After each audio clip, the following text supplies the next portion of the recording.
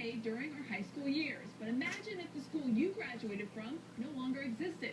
That's what happened to the students of St. James High School in Delaware County. It closed its doors more than 2 decades ago.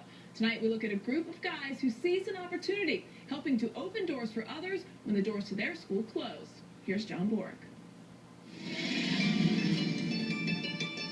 I'm sitting here at the corner of 21st and Potter Streets.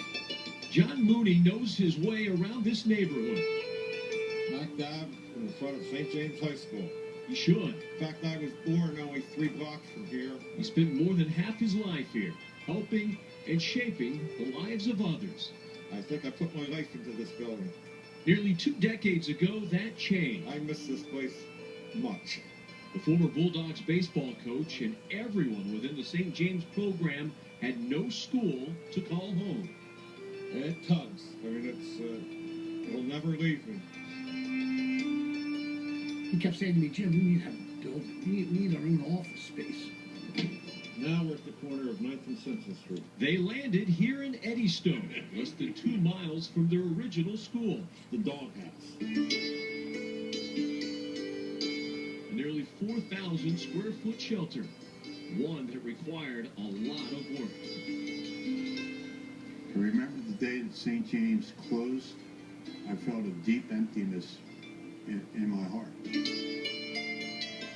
Yeah, I think it was a blessing in the sense that we were bitter back then when the school closed, and that old saying about when one door closes, another one opens. Through persistence and love for their alma mater, the former boys club turned doghouse started to take shape, and the barking began. This is about 1600.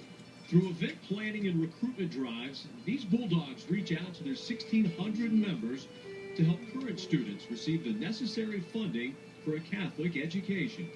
We've given out over $600,000 in scholarships since our school closed. We're good at this. The fact that we were able to bring those pictures in here, remember some of the great years that St. James had in both baseball and football and track and cross country, those kind of things. And that was a building. The motto says, winners never quit and quitters never win. That is actually the center of the basketball court of the old St. James gym. Mooney won nearly 500 games as head coach, but getting the doghouse would prove to be one of his sweetest victories of all. In retrospect, the closing of the school was a blessing. If it hadn't closed, we wouldn't have the Alumni Association that we have today.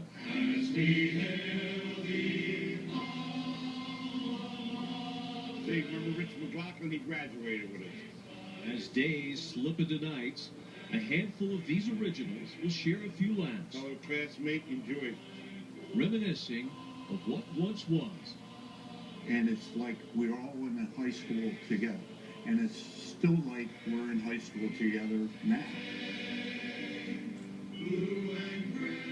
Well, I think it's a very special place because I think it gives everyone a chance to relive and to remember the past, and it's like a family. Behind this house stands more than a building, a landmark with a link to the original address, 21st and Potter Streets. a reminder, a keepsake, and a sign that once again, these guys are never too far from home. This is more than just a building.